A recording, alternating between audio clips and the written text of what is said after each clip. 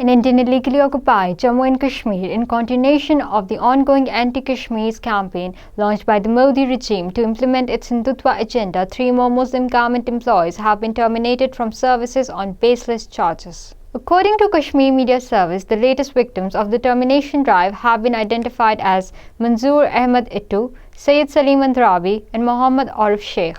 Manzoor is a junior engineer at Public Works Department, Bandipora. Syed Salim Andrabi works in a social welfare department, Handwara, and Mohammad Arif Sheikh is a government teacher in Riyasi.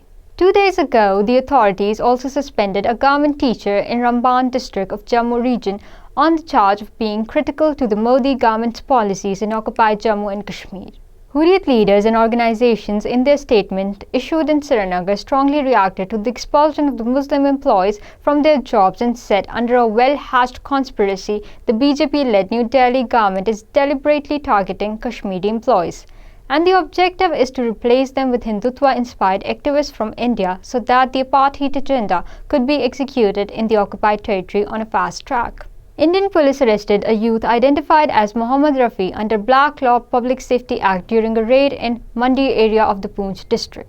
Meanwhile, unidentified armed men shot dead a bank guard identified as Sanjay Pandit in Pulwama district. The Indian Forces personnel cordoned off the area and conducted house-to-house search operations to nab the attackers.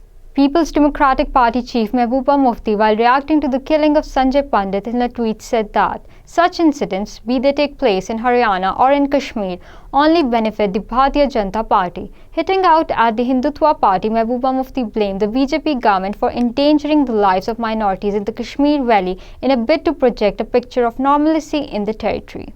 On the other hand, Indian Police and Central Reserve Police Force personnel conducted a joint operation near the Workshop Bridge along the Jammu-Poonch highway in Rajouri district.